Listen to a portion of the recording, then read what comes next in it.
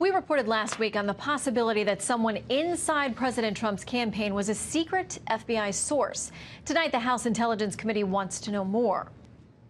The reason why a lot of us were suspicious is because Glenn Simpson, at one point, the head of Fusion GPS, testified that there was a human source inside the Trump campaign based on his conversations with Christopher Steele.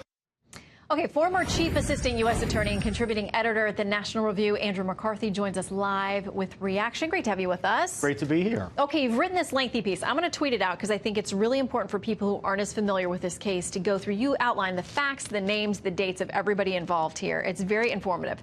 Now, Glenn Simpson, co-founder of Fusion GPS, is a key player in this whole thing. He told lawmakers one thing, kind of tried to backpedal, and now it sounds like he's back to saying, no, what I originally told you about the sourcing and the start of this whole investigation was right. Yeah, it's interesting, Shannon. The testimony he gave was that Steele, who was the former British spy who was the author of the dossier, told him that the FBI told him that they had a source inside the campaign. When that became a big controversy after he said it, he tried to walk it back. And the way he walked it back was to try to throw it off on this guy Papadopoulos, who had had this conversation with the Australian diplomat, that whole story. It doesn't line up time-wise, because when he gave the testimony in August, that story was not published until about 5 months later. So it's highly unlikely he could have known about it. But what I learned this evening is that on the Senate Judiciary Committee's website, Simpson's lawyer, Simpson was asked by the committee, if you changed your mind about something you said, how come you didn't let us in on that? And the lawyer for Simpson gave a short letter to Chairman Grassley saying he stands by his testimony. Okay, the original testimony that Steele said to Simpson that the FBI told Steele there was an informant or somebody who was giving them information, a source inside the Trump campaign. So he's back to that story. He's back to the story that that's what Steele told him. And I would underscore here that he and Steele have a lengthy relationship and collaboration. So I've really thought that it was highly unlikely he was confused. So any hints or thoughts, and you may have your own theories, everybody has theories, everybody's sharing names about who this person was. Was it somebody that was already inside the Trump campaign, started working with the feds? Was it somebody they pushed into that circle that they then used for information? Any ideas? I don't think we know enough yet, but what I would suspect is that there may not be just one.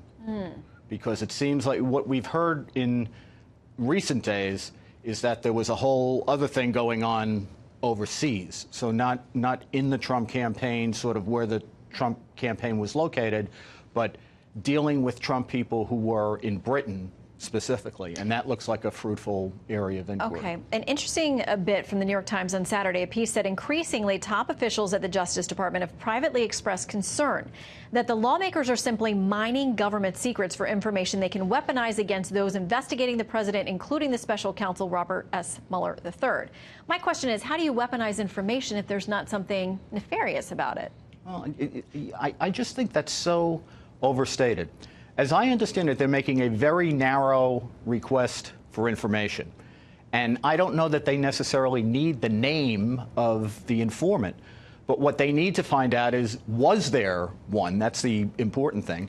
And, you know, I think, Shannon, everybody sensible would agree that if there was a certain quantum of evidence that was serious, that we had a presidential candidate who was in cahoots with the Putin regime, particularly targeting our election system, that would be something that cried out to be investigated.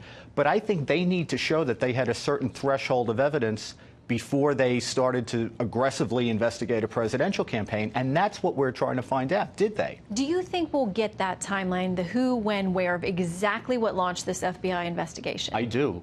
And I think one of the ways we'll get it, I know they're all into let's look in their files and let's look in the informant file.